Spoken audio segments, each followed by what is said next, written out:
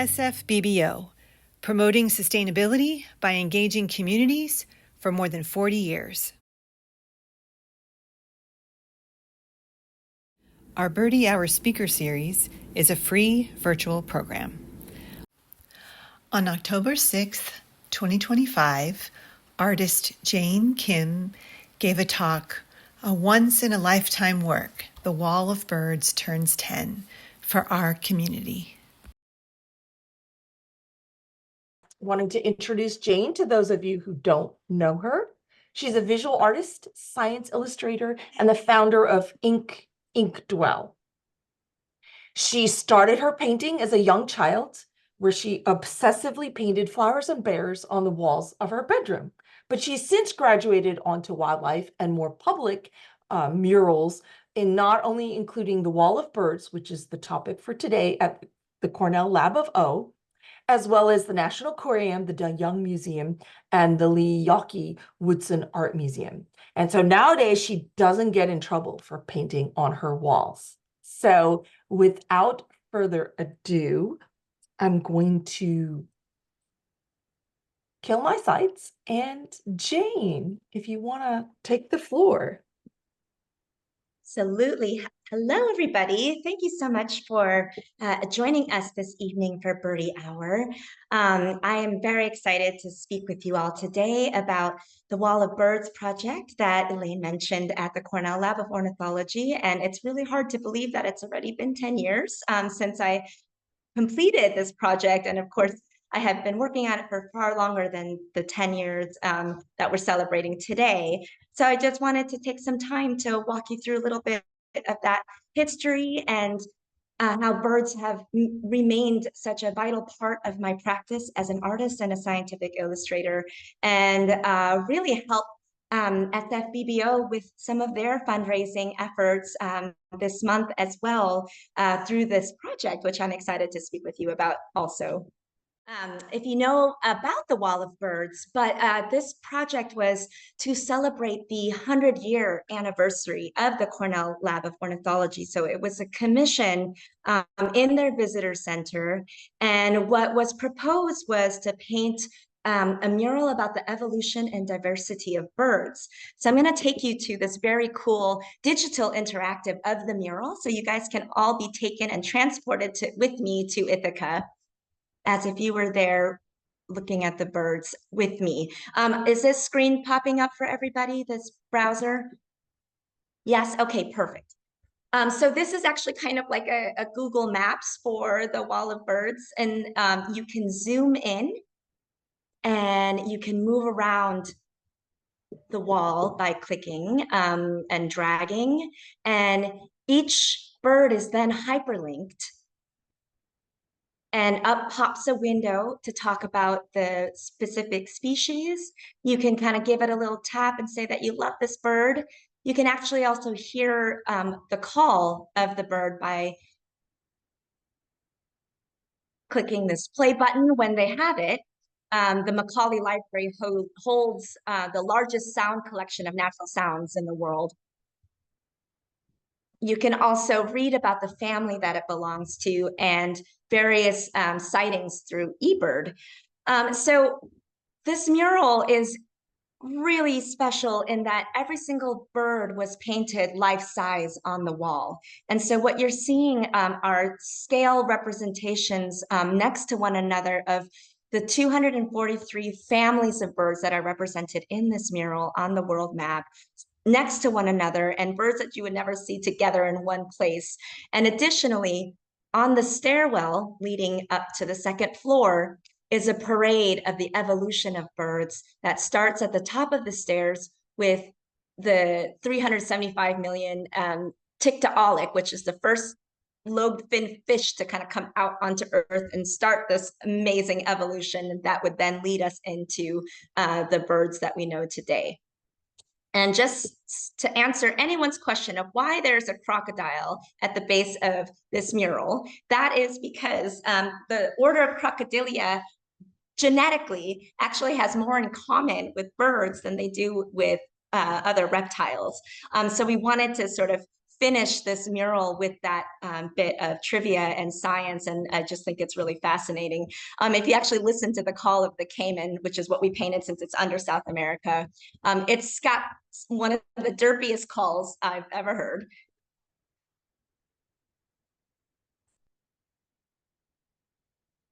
It kind of sounds like a little bit like a duck.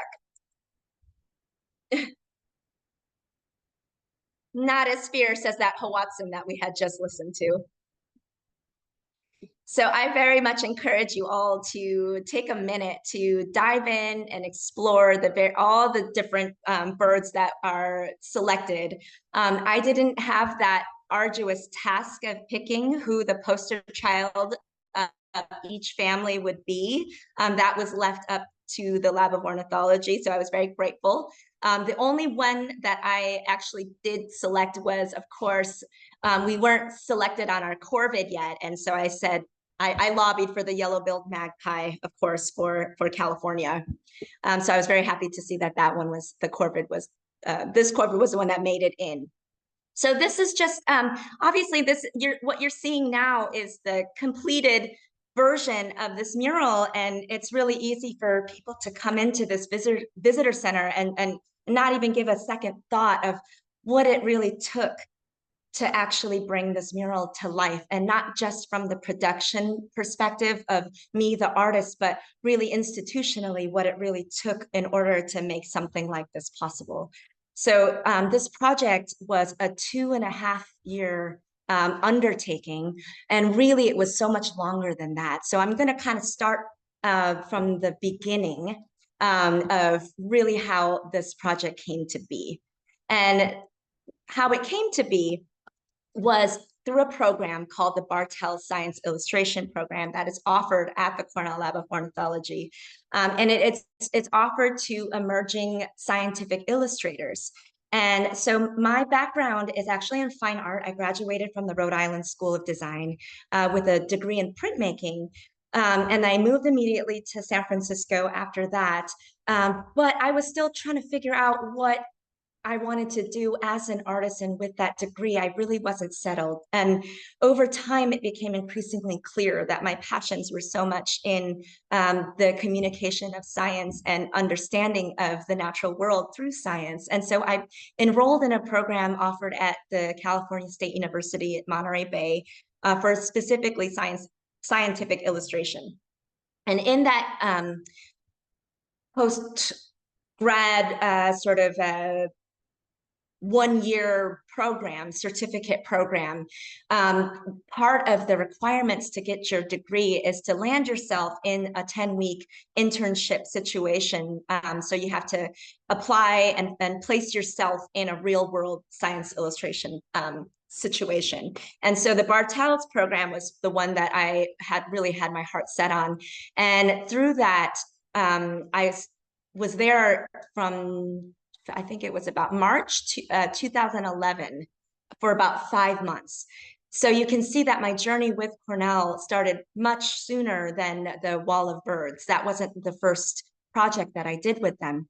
And this picture here on the right, these are some of the illustrations that I created during my time as a science illustrator for the Bartell's program. And the picture on the right of the Hawaiian honey creepers, I actually did in collaboration with the director of the lab at the time, Dr. John Fitzpatrick. And when we were working together, you know, I actually entered myself into this National Geographic competition of sustainability and conservation ideas. And I submitted a project called the Migrating Mural. And it was a reader's choice competition, and my project ended up winning that competition. And when Fitz heard about this, he said, "Wait, I didn't know this. You do murals?" And I said, "Well, yeah, I'm trying to," because I hadn't really done my own murals at that point. I had done several as a decorative painter when I was working as one in San Francisco, but sort of envisioning muraling as a way to communicate science was something that I hadn't done alone yet. And so when he learned of this, he said, "Well, I've always wanted Jane, a mural." sorry, Yes. can you go back there was a question on your last slide. I'm so sorry for Yes, sure. interrupting. So Lauren wants to know, how long would one of those birds on the left take you to complete from start to finish? The graphite drawings. That's a great question. I would say like maybe like a full working day, so maybe 8 hours or longer, 8 to 10 hours for each one of those graphite drawings, and they're anywhere from like here to here in size. The painting on the right of the honey creepers obviously took me much longer. I would say that was probably about a week or two worth of work. Great. Thank you for answering that, Jane. Of course, no problem.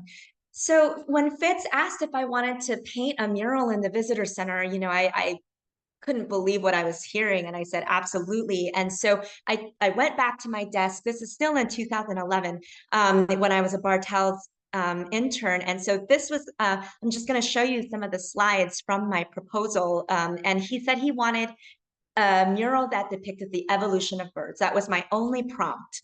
And so I wrote the statement in my proposal to him that I want to read to you today, because it really still, for me, it holds so much meaning. And so since March 1st, 2011, I've had the honor and privilege of working as one of Cornell Lab of Ornithology Bartels Science Illustration interns, working with some of the best ornithologist has changed the way I paint, draw, and see birds. Science brings a new level of richness to my work, and I can't imagine creating art without this element.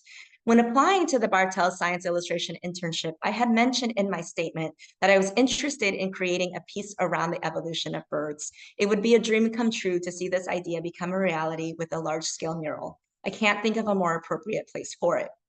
Murals are a wonderful way to reach a broad audience, increase morale, educate, beautify, attract public attention, and engage. And so then this was the image that I had initially proposed to him, which was far more heavy on the evolution. It had this DNA strand in the back. It was much smaller. It was only on the upper part of the wall, because the lower section near the staircase, where the evolution is now painted, were hanging all of these amazing works of art from the artists that you know and love, like Audubon and Fuertes and Peterson. And so I just couldn't imagine that those would be removed. I just imagined this mural above it. So initially I had proposed that this evolution would then kind of web out onto a world map that would include the orders of birds, which, there are far less than the families. He loved the idea. And this was back in 2011. So he took this back to his board. He came back and he said, we would really love to move forward with this, but we need to add more birds to the wall. And so he proposed, why don't we open that up to the family and maybe do less on the evolution? And so I went back to the drawing board. And meanwhile, I had returned to San Francisco, and I was very proud to actually launch the Migrating Mural series that got the attention of National Geographic and of Fitz, that led me to doing the Cornell, the Wall of Birds at the lab. And so the Migrating Mural is a series of murals painted along migration corridors shared by both people and endangered animals. And so the very first series that I did was to highlight the Sierra Nevada bighorn sheep along Highway 395 in the Eastern Sierra of California. So I was very proud to share with Fitz, the proof of concept of the various murals that I had painted between 2011 and 2014. So this is just the finished series here. And then I proposed, this is something that looks a lot more like what you see today at the lab. And here, this is, again, just a proposal of what I was envisioning for the mural. And he said, take up the entire wall, including the stairwell. And so this is the project goals that I then shared with him. So obviously the wow factor, the observing of the size relationships in real life. So everything is painted to life size.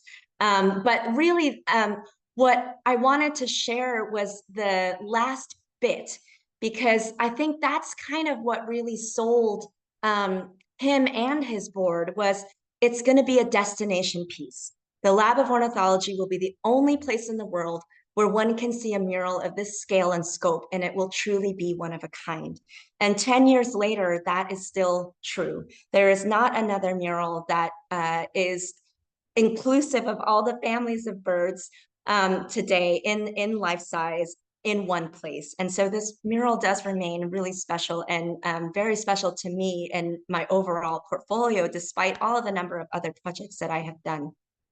And one of the things that's really sort of wonderful to measure is how much this mural has touched people and children over the 10 years. Like I often get these pieces of mail to our studio thanking me. And this happened in particular during the pandemic when the interactive was really being used a lot. And I got a kind of a bump of mothers, of fathers, of educators, just being thankful that there was something online that people could do together and still learn and share online with. And this project really led to so many other wonderful works of bird art and murals and institutions. This is at the Cornell Lab of Zoology at Occidental College in Los Angeles. And so just to give you an idea, this was a 7-week project. The Cornell Wall of Birds took me 17 months on site to paint. So the scale and the scope of the work was quite different. What it took for the lab to actually organize that, the lifts, the incessant beeping that was actually happening during work hours, which I then tried to minimize, and I took on sort of a nocturnal schedule to paint the Wall of Birds instead, so I wasn't so disruptive to people while they were working and the staff. Here are a few more close-up images. And so this, I got to paint when the building was under construction and renovation, so it wasn't disruptive at all. And I really kind of could paint with peace of mind, but you know, they were still a functioning lab. And so really, when I think back at what it took after these 10 years reflecting, it was really a wild undertaking for the lab itself and a ton of fundraising on their part to make this happen. And so I also wanted to share so many other spin-offs from the Wall of Birds, including the Wall of Birds book, which you can certainly find online at your local library. And this I wrote with my business partner and husband, Thayer Walker of Inkwell Studio. And this really shares a bunch of stories that were really important to me in reflection. So this came out in 2018, which was 3 years after the Wall of Birds was completed. And I just wanted to share a couple of special moments in the book that then again led off to some really cool spin-off projects. So there was a passage about mating, and the blue-footed booby was one. This is so this picture up here represents the book. And then, so we have this really cool opportunity to make a shoe. And if we're going to make a shoe, we're going to, of course, pick the blue-footed booby as our subject. And so each side of this shoe is unique illustration. And you can see you can see the illustrations down below that shows the 4-step mating dance of the blue-footed booby. And these shoes were shown in a museum show at the Monterey Museum of Art in 2022. I'm like starting to lose track of all of my time. But what I also really wanted to show you was this installation that I had created using the actual printouts that I used to trace my drawings onto the wall. So I kept all of those as artifacts, and they have been shown over and over again. So here's an example of how the images were all drawn small on like 9 by 12 inch paper. They were then scanned and then printed out at scale. And then those printed images were then taped to the wall. And once I had liked where everything was positioned, those images were traced using graphite transfer paper between the wall and the printout to actually give myself an outline. So you can see here, here's the cormorant that was painted on the wall. So once it was traced, it was filled in, and then you can see that the pencil lines were then traced on to the base painting. And then from there, I was able to put in the details of the bird now. Okay, so Jane, we have another question. So in Sure. the photo where you were working on the cormorant, Yes. someone says, I'm going to go back to that. oh, Yeah. perfect. Yeah. It looked like you were working with a watercolor pen / brush. Was that just to make temporary lines that you could use for that painting, for the painting? So what I'm actually using there, it's something called a water brush. And the brand that I use is, for that is Pentel. And so it holds water in the handle, but then I'm just using it like a regular paintbrush. So I am dipping the brush into paint. But what that means was that when I was on the lift and on the wall, I didn't have to have a container of water with me. I could just squeeze the brush, release water, and wipe the pigment on a rag and switch colors. So it just sped up the process of painting for me and streamlined the materials that I actually had to bring up with me on the lift. Thanks for that answer, Jane. Absolutely. And so again, I wanted to take a second to really reflect on how important birds are, and how they really, we can learn so much about ourselves through them. And this is another passage from the Wall of Birds book. And I think it's really pertinent today. And like I said, the book was published in 2018, but this passage just really sits with me in a different way now. Um, and this is this chapter is called American Dream. And this is about the North American birds. And when we were thinking about what makes North American birds, we were really, it's migration. And so here's the passage that begins American Dream. They flock to America year after year, the tired, the poor, and the huddled masses yearning to breathe free. They come by the hundreds, thousands, millions, billions, like countless weary travelers before them, drawn by the promise of a productive life. Filled with an appetite for hard work, they hope that their offspring will thrive in a land of opportunity. They cross the great seaways of the Pacific and the Atlantic, past the glowing torch of Lady Liberty, whose brawn-cast sonnet, the new Colossus, welcomes the homeless tempest-tossed. They brave violent Caribbean storms and the harsh deserts of Mexico, many of them dying of exhaustion or by the will of those who would wish them harm. They are our country's original immigrants, the birds of North America. We celebrate some of the continent's most iconic birds as American, but many of them spend only a few months per year within our country's borders. Some 350 of the 650 species that breed here are long-distance migrators. They flee the fierce competition of their wintering grounds in Central and South America for the northern spring and its bounty of food and nesting grounds. They understood America as a drive-through long before it became a fast food nation. So that's just one of the passages, and that, really leads to, right now, I think birds and birding are making such an amazing mark in popular culture. It's really something that has taken the world and our country by storm. And so I wanted to point out just some of the ways that birds are really embedded in our culture now, in our pop culture. The Residents, I love this series if you have not seen this, but she is a detective trying to figure out a murder in the White House, and again is using birds as clues to help her create to figure out this mystery. And I love that Ken Kaufman, if you don't know who Ken Kaufman is, I really highly recommend you look him up. He was the bird advisor for this particular series so that they could really get the bird science right.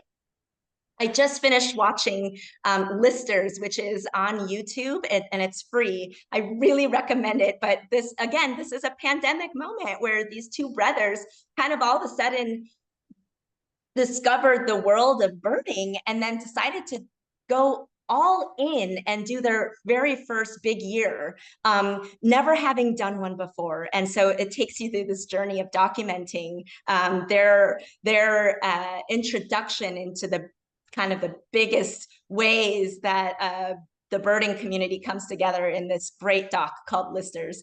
And then, of course, there's a $1 Million Duck stamp competition, the $1 Million Duck, which is about the annual duck stamp competition, which is it's the only federal art competition in our country, and it's for birds. It's so awesome. And I was so delighted to be asked to be a judge for this duck stamp competition in 2017. I even have my little here, my award and thank you for being a judge for the duck stamp competitions. I actually had one particular question, and Jane, you touched on it. Fantastic talk, by the way. I love how you kind of Thank you. wandered through a lot of different areas. So inspiring. And you mentioned the logistics about trying to paint for such a long amount of time while people were working. And then you mentioned, for example, that you were kind of did a nocturnal. So how's painting with, I mean, I don't know what the light conditions are. So can you share some thoughts about painting at night, or you just put big So lights they up kept the anywhere? lights on. Yeah, so there were like lights that that were kept on in the building and the facility. So it was lit, but it was like obviously it was a lot more dim. But what I did discover when I started taking the nocturnal schedule was like, wow, if it looks good in this dim light, it looks great the next day when I come in the morning and see it. So so I kind of had like I would come in after lunch and be there from like 1 p.m. until like, honestly, gosh, sometimes I was there until like 4 a.m. So it was an insane undertaking. I was painting, sometimes 7 days a week for 12 to 14 hours a day, trying to get all of this done in the 17 months that I was there day in and day out. Thank you for sharing that. We have several more questions. So Heidi wants to know, is the $1 Million Duck a recent movie? Because she's done a Google search and she finds one from 1971 that pops up. So 1971. No, it's there's a more more recent recent one. than that, but it's not recent. I feel like it came out in 2000, like 16 or 17. Yeah, it looks like 2016 Sundance Film Festival. So Heidi, Yeah. go and look that. Maybe if you tag those two terms together, you'll get the more recent one. Stanton asks, do you have any favorite artists, wildlife or otherwise, and science illustrators? This is a two-part. And then are there books that you recommend for someone wanting to get into science illustration? Oh, well, that is a great question. I'm a huge fan of Francis Lee Jaques, who did he's a Minnesota artist and now passed. But if you haven't heard of the Bell Museum in Minneapolis, he did all the dioramas in that piece, in that space, and they're just absolutely exquisite. I mean, the way his compositions, his craft is just really, really stunning. I was very much motivated to apply to the science illustration program after seeing a series of paintings by John D. Dawson at the La Brea Tar Pits the Page Museum at the La Brea Tar Pits. I think he is still living and he currently resides in Hawaii, but he did, I don't know if you all remember the cool, the stamp, like you could get a poster and then peel off postage stamps, and they would be these really cool ecosystem and habitats. He also illustrated those, so he's definitely among some of my favorite science illustrators and wildlife illustrators. I think that in terms of conservation artists, like I've always been a huge fan of Andy Goldsworthy, and the Cornell Lab actually does have some of his installations on their trails. Yeah, there's some Andy Goldsworthy locally at Stanford. Oh, He's got great. two Yes. his, Yeah. permanent installations there. So, and I think that in terms of, getting into it, give me 1 second. I'll be right back. Oh, Okay. So the Guild Handbook of Scientific Illustration.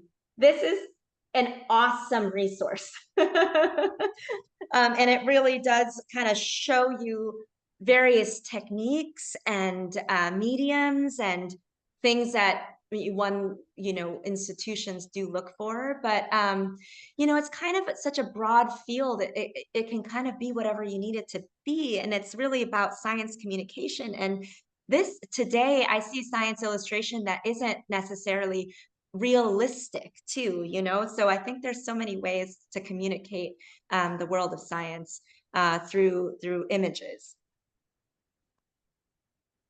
But the program that I, of course, went to was, I think, fabulous. Yeah, so a couple people, Linda recommends also the Amy Tan Backyard Bird Journal. And Lauren has also said, yeah, there's some Andy Goldsworthy in San Francisco as well. And Yeah. Stanton's hoping maybe you can spell the names and share them later, Jane. So maybe if you could follow up with them. Oh, and then Lauren says Woodline is one of them near the Presidio. So people are all kind of Definitely in piggybacking San off of. Francisco. Yeah, there's a cool spire in SF. Yeah, and I put a link to the Amazon. I don't love to like hawk Amazon, but it was just easy for the Guild Handbook of Scientific Illustration that Jane is mentioning. And Jean says, love the talk and love to hear your story getting started as a child. I'm almost certain the thank you, Jane card in your slideshow was from my daughter. The one that you with the No. Yeah, so this is from Jean. If it was like from 5 years ago. Jean, your So daughter's hummingbird was beautiful, I noticed on the bottom of that card. And then mentions your SFBPO talk at the Foster Museum in Palo Alto was our last pre-pandemic outing back in 2020. And happy to report my daughter's still drawing and painting. So there's Oh, that's so great. inspiration. And Linda mentions John Mural laws, of course. Of course, yes. Lauren says, thank you so much. I loved hearing the story of how the Wall of Birds came to be and about your process. And then Stanton, who was the one who asked about who's your inspiration, what books do you suggest? By the way, Stanton does all these fantastic nature journals, which I've seen in person. He writes, what's your favorite way to learn about and learn to draw wildlife? From life, nature journaling, photo references, volunteering, getting involved in other conservation. Oh, Stanton always has two-part questions, so I guess we can handle the first one. Yes, no, this is a great question. So I love speaking with experts. One of the things that was so special about doing the Wall of Birds project was that I got to work with Jessie Berry, and Jessie Berry is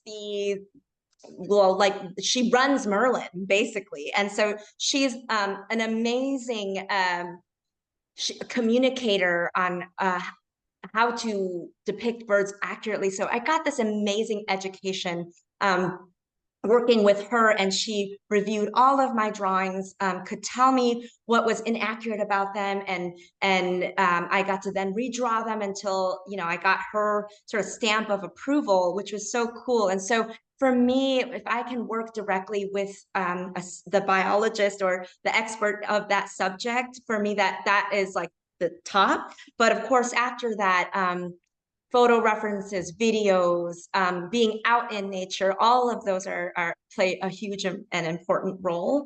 And if you all aren't familiar with Bay Nature Magazine and the Seasonal Almanac, that's also a spread that I do every quarter. And so I love when I do those illustrations.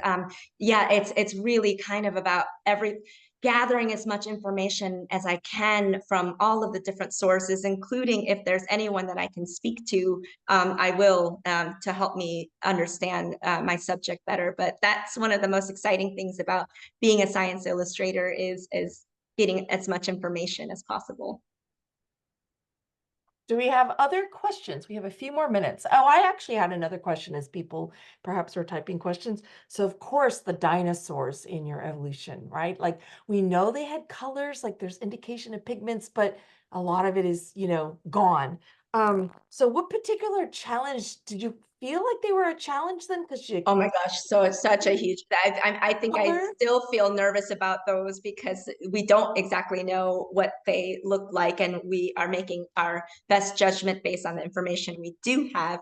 If you notice in the mural, they're all ghosted, and that was to show that they were no longer living. And so all the living birds and animals are painted in color, and then everything that has gone extinct was in this sort of grayscale representation. But it was great because I think that they were very generous about the depiction being interpretations, right? And so they were very much there was a high stake in accuracy for the living birds, but when it came to the prehistoric and the evolution part and the dinosaurs, they were like, well, we don't really know either, so just do your best. And so it's kind of, I had a lot of fun because in some ways, like, they felt fantastical to me, but I do still feel like that's the area where I'm like, well, I don't know. I hope I did them okay.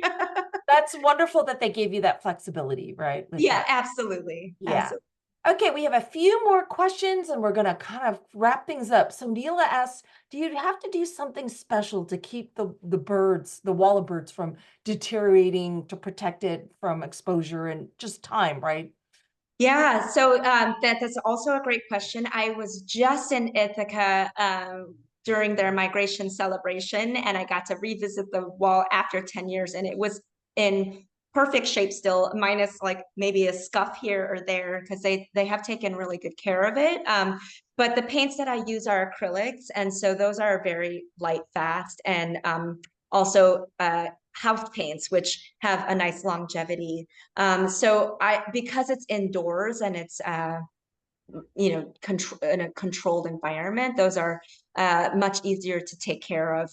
But my exterior murals, I do seal them, but part of, I think, the life of a mural outside is that it does just fade and degrade over time, and that's kind of just part of its life. Great. Okay, so there's still a lot of questions, but we're going to close up with one from Lauren. Okay. And she says, was there one bird on that wall that was the hardest to draw, or is there one that you just kept redrawing differently? Oh my God, that's a great question. And I have an exact answer for that. And it was the wandering albatross. And here's why, because when, like I had mentioned, I had drawn, so speaking of the Wall of Birds studies, you'll see that the paper size is all kind of roughly 9 by 12, or maybe slightly larger, slightly smaller. So I tried drawing the albatross at that scale, but then when I blew it up, it always felt a little bit wrong and off. And I tried a number of times. And finally I said, I think I'm just going to have to draw this one at scale. So that is the only study that's actually drawn with the 12-foot wingspan that it has. And I have it rolled up in my studio. And that will, of course, stay with us. But yeah, that particular one really did give me a lot of just anxiety, because I didn't feel like I was able to capture it on a small scale and blow it up. And the other ones were easy to do. From a painting perspective, the ostrich, I don't know, maybe because it was one of the first ones that I painted, and I sort of started with all the largest birds to anchor the composition in the wall. And so that ostrich, something about it, just like it took me like double the time that I allotted for it. And that really kind of freaked me out, because it was early on, and it was already like, oh my God, I'm never going to get this mural finished, because I was struggling with that ostrich. But I got it, and now we're friends again. Thank you, everyone, for joining us. Thank you, Jane, and we hope to see you at our next Birdy Hour, everyone. Thank you, everybody. Have a great evening. SFBBO is a nonprofit. With your support, we will continue to inform decision makers, inspire people to act, and involve diverse communities in our work. Please visit our website to learn more and get involved today.